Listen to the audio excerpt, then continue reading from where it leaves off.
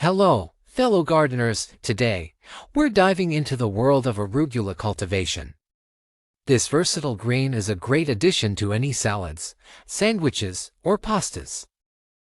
First off, let's choose your growing bags. They should be deep enough to accommodate several inches of soil and wide enough to accommodate your plants comfortably. You can find these at your local gardening store or online. Next, let's talk about the soil. Arugula thrives in well-drained soil rich in organic matter. You can use a mixture of potting soil and compost for the best results. Now, it's time to plant your seeds.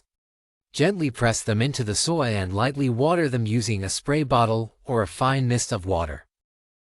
Keep the soil moist but not soggy. About an inch deep is enough. As your plants grow, you'll need to thin them out by removing some of the seedlings.